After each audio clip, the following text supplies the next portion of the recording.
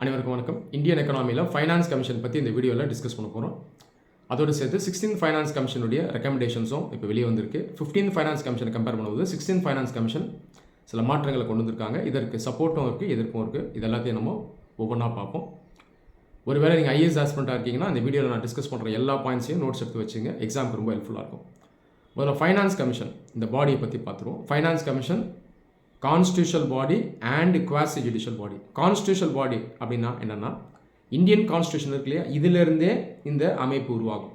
Indian கான்ஸ்டியூஷனில் இருந்தால் இதுக்கு power கிடைக்கும். அந்த அடிப்படையில் finance commission Indian constitution article 280 கீழே அமைக்கப்பட்டது. இதை குவாசி ஜுடிஷியல் பாடின்னு சொல்கிறோம். குவாசி ஜுடிஷியல்னால் பகுதிசார் நீதிமன்றம். ஃபுல் டைம் கோர்ட் கிடையாது, ஆனால் நீதிமன்றம் செய்யக்கூடிய சில வேலைகளை இந்த பாடி பண்ணும். உதாரணத்துக்கு டாக்குமெண்ட்ஸை இவங்க ஆர்டர் பண்ணுவாங்க, மற்ற ஏஜென்சிஸ் கிட்டேருந்து டேட்டாவை கலெக்ட் பண்ணுவாங்க. இதெல்லாம் செய்கிறதுனால குவாசி ஜுடிஷியல் பாடி அப்படின்னு சொல்கிறோம். நான் கான்ஸ்டியூஷனல் பாடிஸை கம்பேர் பண்ணும்போது கான்ஸ்டியூஷனல் பாடிஸ் வந்து ஜென்ரலாக பவர்ஃபுல்லாக இருப்பாங்க. இந்தியாவில் UPSC, election commission, CAG, finance commission இது எல்லாமே கான்ஸ்டியூஷனல் பாடி. சரி, ஃபைனான்ஸ் கமிஷன் இதோடைய ரோல் என்ன அப்படின்னு பார்த்தீங்கன்னா, இந்தியன் கான்ஸ்டியூஷன் கீழே சென்டருக்கும் ஸ்டேட்க்கும் மத்தியில் ஃபிஸ்கல் ஃபெட்ரலிசமை நிலைநாட்டணும். ஃபெட்ரலிசம் அப்படின்னா கூட்டாட்சி முறை. ஃபிஸ்கல் ஃபெட்ரலிசம் அப்படின்னா இந்த டாக்ஸஸ் இருக்குல்ல, இந்த டாக்ஸஸ் அப்படின்னு வரும்போதும் சரி, ஜென்ரலாக நிதி அப்படின்னு வரும்போதும் சரி, சென்டருக்கும் ஸ்டேட்ஸ்க்கும் இடையே இந்த டாக்ஸஸ்லாம் எப்படி ஷேர் ஆகணும் அப்படின்றத டிட்டர்மைன் பண்ணுற பாடி தான் இந்த ஃபைனான்ஸ் கமிஷன். இந்த ஃபைனான்ஸ் கமிஷனோட இதுக்கு முன்னாடி ஒரு பாடி சேர்ந்து ஒர்க் பண்ணிச்சு பேரலாக. அது பேர் planning commission. Planning commission constitutional பாடி கிடையாது, எக்ஸிக்யூட்டிவ் ஆர்டர் மூலமாக வந்த பாடி. கான்ஸ்டியூஷன் வச்சு பார்த்தீங்கன்னா பிளானிங் கமிஷனுக்கு பவர் கம்மி, ஏன்னா அது நான் கான்ஸ்டியூஷனல் பாடி. ஃபைனான்ஸ் கமிஷனுக்கு தான் அதிக பவர். ஆனால் ப்ராக்டிக்கலாக பல ஆண்டுகளாக பிளானிங் கமிஷன் தான் ஃபைனான்ஸ் கமிஷனை கம்பேர் பண்ணும்போது பவர்ஃபுல்லாக இருந்தது. ஏன்னா ஆர்டிகல் 282 டிஸ்கிரிஷ்னரி கிராண்ட்ஸை பற்றி பேசுது. டிஸ்கிரிஷ்னரி கிராண்ட்னா தங்களுடைய விருப்பப்படி நிதி உதவி கொடுக்கலாம். இந்த அதிகாரம் பிளானிங் கமிஷன் கிட்ட இருந்தது. ஆர்டிகல் 275 இது ஸ்டாச்சுட்டோரி கிராண்ட். ஸ்டாச்சுட்டோரி கிராண்ட்டுங்கிறது சட்ட ரீதியாக கொடுக்குறது. இந்த பவர் வந்து ஃபைனான்ஸ் கமிஷன் கிட்ட இருந்தது. ஆனால் ரெண்டு பேரும் ஒரு காலத்தில் ஒன்றா ஒர்க் பண்ணும்போது ஃபைனான்ஸ் கமிஷனை கம்பேர் பண்ணும்போது பிளானிங் கமிஷன் தான் இந்த கிராண்ட்ஸ் அதிகமாக ஸ்டேட்ஸ்க்கு டிட்டர்மைன் பண்ணுச்சு. அதனால தான் அது பவர்ஃபுல் பாடியாக இருந்தது. 2014 பிளானிங் கமிஷனை க்ளோஸ் மூடிட்டாங்க. அதுக்கு பதிலாக நித்தி ஆயோக்ன்ற ஒரு அமைப்பு இருக்குது. இது வந்து கிராண்ட்ஸ் எல்லாம் கொடுக்காது, இது ஒரு திங்க் டேங்க். எக்கனாமிக் பிளானிங்கை பற்றி இது டிஸ்கஸ் பண்ணோம். ஸ்டேட்ஸ்க்கு நிறைய அட்வைஸை கொடுக்கும், ஒரு கோஆர்டினேட்டராக இருக்கும். சரி, பிளானிங் கமிஷனுடைய ஃபங்க்ஷன் என்ன? நான் சொன்னது போல் ஆர்டிகல் 275 ஸ்டாச்சுட்டோரி கிராண்ட்ஸை டிட்டர்மைன் பண்ணுறது ஃபைனான்ஸ் கமிஷன். ஃபைனான்ஸ் கமிஷனுக்கு பொதுவாக சில டியூட்டிஸ் இருக்குது, ஒவ்வொன்றா பார்த்துருவோம். First duty tax sharing between the centre and the state. சென்டர்கிட்ட பார்த்தீங்கன்னா நிறைய டாக்ஸஸ் போகும். உதாரணத்துக்கு இன்கம் டேக்ஸ், கார்பரேட் டேக்ஸ், இதெல்லாம் சென்ட்ரல் டாக்ஸஸ். ஸ்டேட் கவர்மெண்ட் அதை கலெக்ட் பண்ண முடியாது. சென்டர் கையில் போகக்கூடிய டாக்ஸஸ் தான் அதிகம். அது இல்லாமல் ஸ்டேட் பார்த்தீங்கன்னா ஜிஎஸ்டி போன்ற டாக்ஸஸை வந்து ஜென்ரேட் பண்ணி சென்டர்கிட்ட கொடுப்பாங்க. சென்ட்ரல் ஜிஎஸ்டி சென்டருக்கு போகும், ஐஜிஎஸ்டியும் சென்டருக்கு போகும். அதுக்கப்புறம் ஷேர் ஆகி ஸ்டேட்டுக்கு வரும். ஒட்டு மொத்தமாக சென்டர் கையில் தான் டாக்ஸஸ் அதிகம் இருக்கும். இந்த சென்டர் என்ன பண்ணுவாங்கன்னா, இந்தியா ஃபெட்ரல் கண்ட்ரி அப்படின்றதுனால ஒரு பகுதியை ஸ்டேட்டுக்கு ஷேர் பண்ணி தரணும் இல்லையா? லாஜிக்கல் தானே. ஸ்டேட்ஸ் ரன் ஆகணும், அவங்களுக்கு செலவுகள் இருக்குது, ரெவன்யூ எக்ஸ்பெண்டிச்சர் இருக்குது, கேபிட்டல் எக்ஸ்பெண்டிச்சர் இருக்குது. அப்போ ஷேர் பண்ணணும். இந்த ஃபார்முலாவை ஃபைனான்ஸ் கமிஷன் டிட்டர்மைன் பண்ணும். இதுதான் ஃபஸ்ட்டு இம்பார்ட்டன்ட் டியூட்டி. இந்த 16th ஃபைனான்ஸ் கமிஷன் 41% டாக்ஸஸை டிட்டர்மைன் பண்ணியிருக்கு. 15th ஃபைனான்ஸ் கமிஷன், இதுக்கு முன்னாடி இந்த 15th ஃபைனான்ஸ் கமிஷன் 41% அவங்க ஃபிக்ஸ் பண்ணாங்க. அதை அப்படியே கண்டினியூ பண்ணி 16th ஃபைனான்ஸ் கமிஷன் எடுத்துகிட்டு வந்துச்சு. நம்ம எப்படி புரிஞ்சுக்கணும்னா, சென்ட்ரல் கவர்மெண்ட்டுக்கிட்ட ஒட்டுமொத்தமாக 100 ரூபாய் டேக்ஸ் போகுதுன்னா அது 41 ரூபாயை அப்படியே ஒதுக்கி ஸ்டேட்ஸ் கொடுத்துருவாங்க. எல்லா ஸ்டேட்ஸ்க்கும் ஒட்டுமொத்தமாக 41 ரூபாய் போயிடும். மேலேருந்து கீழே ஷேர் பண்ணுறாங்களே, இது பேர் வெர்டிக்கல் டெவல்யூஷன். ஓகேவா? இன்னொரு டெவல்யூஷன் இருக்குது, அது பேர் ஹாரிசாண்டல் டெவல்யூஷன். 41 ரூபாயை எல்லா ஸ்டேட்ஸ்க்கும் தராங்க. ஒரு ஸ்டேட்ஸ்க்கும் எவ்வளோ தர்றது, அதற்கு ஒரு ஃபார்முலா இருக்குது. இந்த கான்செப்ட் ஹாரிசாண்டல் டெவல்யூஷன். ஒட்டுமொத்தமாக இந்த டேக்ஸ் டெவல்யூஷன் ஃபைனான்ஸ் கமிஷனுக்கு ஒரு முக்கியமான ஃபங்க்ஷன். இரண்டாவது கிராண்ட்ஸ் இன் எய்ட். இதை ஸ்டேட்ஸ்க்கு தரணும். கிராண்ட்ஸ் அப்படிங்கிறது நிதி உதவி. இதை ஸ்டேட்ஸ் திரும்ப கொடுக்கணுன்ற அவசியம் இல்லை. லோன்னா நீங்கள் அடைச்சாகணும் திரும்ப, கிராண்ட்னா அடைக்க வேண்டாம். இந்த கிராண்ட்ஸையும் ஃபைனான்ஸ் கமிஷன் தான் டிட்டர்மைன் பண்ணுவாங்க. ஃபைனான்ஸ் கமிஷன் கிராண்ட்ஸ் வந்து நீங்கள் முக்கியமான கிராண்ட்ஸ் பார்த்தீங்கன்னா லோக்கல் பாடி கிராண்ட் இருக்குது, டிசாஸ்டர் மேனேஜ்மெண்ட்டுக்கு கிராண்ட் இருக்குது. ஸோ இந்த மாதிரி கிராண்ட்ஸையும் ஃபைனான்ஸ் கமிஷன் தான் டிட்டர்மின் பண்ணும். ஆனால் இந்த recent finance commission 16th finance commission revenue கிராண்ட்ஸை வந்து கட் பண்ணிட்டாங்க. இது ரொம்ப முக்கியமான கிராண்ட். இந்த ரெவென்யூ கிராண்ட்டுங்கிறதுனா ஸ்டேட்ஸ்க்கு வந்து ரெவென்யூ டெஃபிசிட் இருக்கும், அதாவது நிதி பற்றாக்குறை இருக்கும். இதை பிரிட்ஜ் பண்ணுறதுக்கு, சரி செய்கிறதுக்கு ஃபைனான்ஸ் கமிஷன் கொடுக்குற கிராண்ட் தான் ரெவென்யூ கிராண்ட். இதை கட் பண்ணியிருக்காங்க. இது ஒரு பெரிய சர்ச்சையாக இருக்குது. நிறைய ஸ்டேட்ஸ் இதை எதிர்க்கிறாங்க. அதை தாண்டி அந்த 41% வெர்டிக்கல் டெவல்யூஷன் இருக்கு இல்லையா, இதையே கம்மின்னு நிறைய ஸ்டேட்ஸ் சொல்கிறாங்க. உதாரணத்துக்கு சதர்ன் ஸ்டேட் சொல்கிறாங்க, தமிழ்நாடு, கேரளா போன்ற ஸ்டேட் சொல்கிறாங்க. ஏன்னா இந்த ஸ்டேட்ஸ் எல்லாம் சென்டருக்கு அதிகமாக டேக்ஸ் கொடுப்பாங்க, திரும்ப வாங்கக்கூடிய டேக்ஸ் உங்களுக்கு ரிலேட்டிவாக கம்மியாக இருக்கும். அதனால் ஓவரால் டெவல்யூஷனையும் அதிகப்படுத்த சொல்கிறாங்க. ஆனால் இருக்கிற டெவல்யூஷன் அப்படியே கண்டினியூ ஆகி வருது. இது இன்னொரு சர்ச்சை. அடுத்த டியூட்டி என்னன்னு பார்த்தீங்கன்னா, ஒரு ஸ்டேட்டுக்கும் கன்சாலிடேட்டட் ஃபண்ட் இருக்கும், அதுதான் அந்த ஸ்டேட்டுடைய நிதி. அது இல்லாமல் அந்தந்த ஸ்டேட்டுக்குன்னு ஸ்டேட் ஃபைனான்ஸ் கமிஷன் இருக்கும். இந்த ஸ்டேட் ஃபைனான்ஸ் கமிஷன் மூலமாக தான் அந்த ஸ்டேட்குள்ளே இருக்க அர்பன் லோக்கல் பாடிஸ்க்கும் ரூரல் லோக்கல் பாடிஸ்க்கும் ஃபண்டு போகும். ரூரல் லோக்கல் பாடின்றது இந்த panchayat raj institution. Urban local பாடின்றது இந்த முனிசிபாலிட்டி.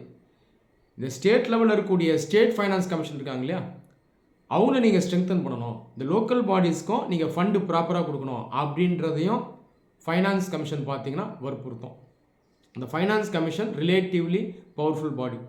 அது சொல்கிறதெல்லாம் ரெக்கமெண்டேஷன் ஆனாலும் அதை அப்படியே செட்டில் கவர்மெண்ட் ஒதுக்க முடியாது. முக்கியமான ரெக்கமெண்டேஷன்ஸை அவங்க கண்டிப்பாக அக்செப்ட் பண்ணுவாங்க.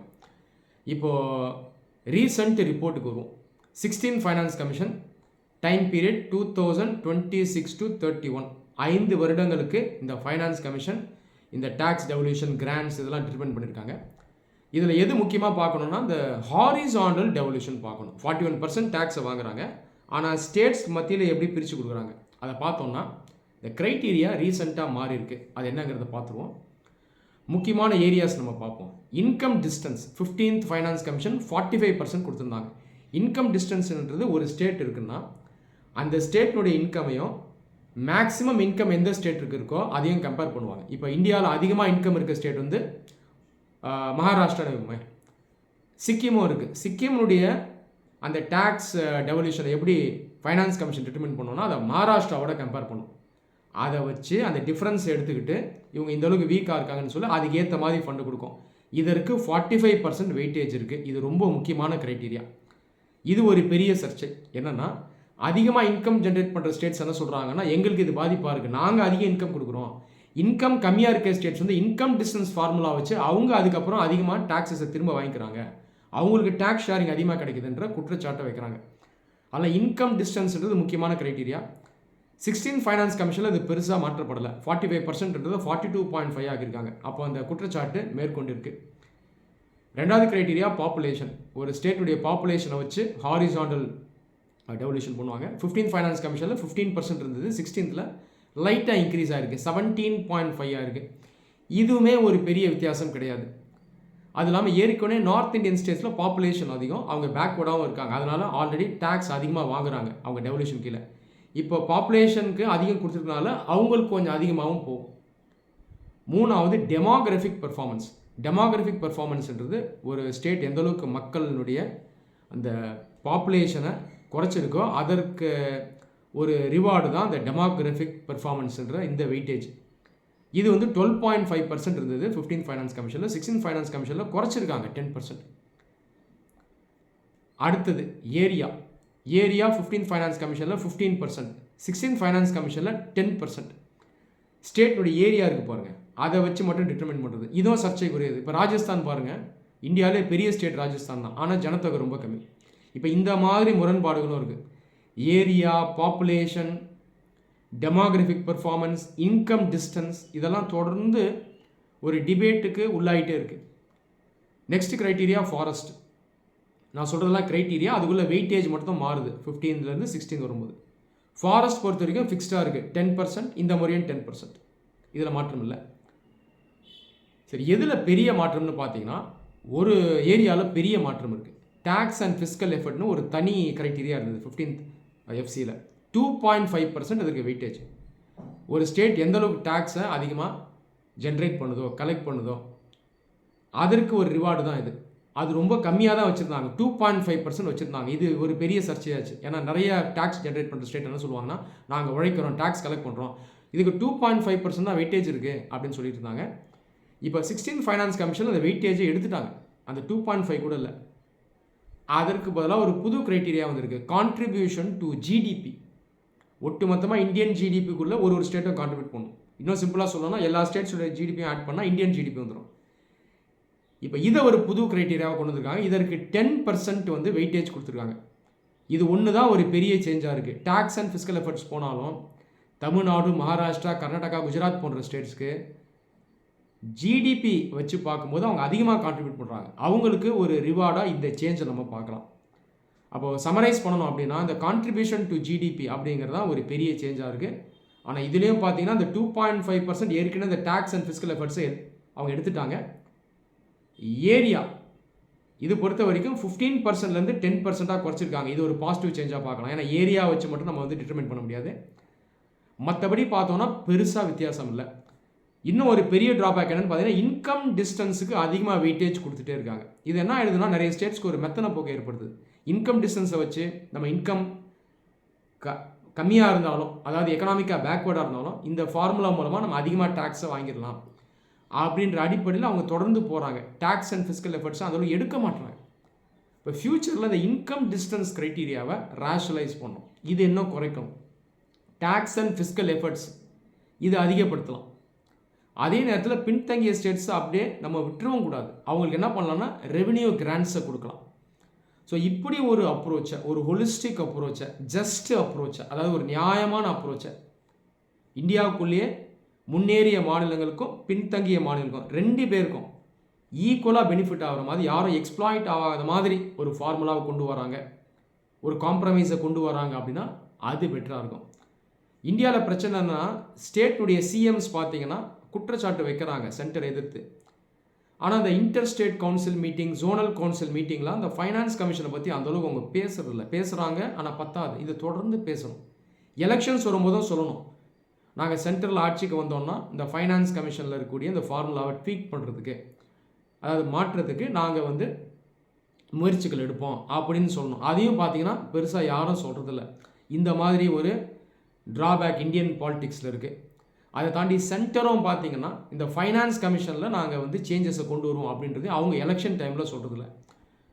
ஸோ இதில் வந்து பொலிட்டிக்கல் பார்ட்டிஸ் வந்து ப்ராக்டிக்கலாக இருக்கணும், மக்கள்கிட்ட ஓப்பனாக பேசணும். ஸோ இப்படி ஒரு ப்ராக்டிக்கல் அப்ரோச்சையும் பீப்புள் ஓரியன்ட் அப்ரோச்சையும் நம்ம ஃப்யூச்சரில் கொண்டு வந்தோம்னா அது எல்லாருக்கும் பெட்டராக இருக்கும், யூஸ்ஃபுல்லாக இருக்கும். இந்தியா ஒரு ஸ்ட்ராங் ஃபெடரலிசமாக ஃப்யூச்சரில் ப்ரோக்ரஸ் ஆகி நம்ம போகலாம். நன்றி.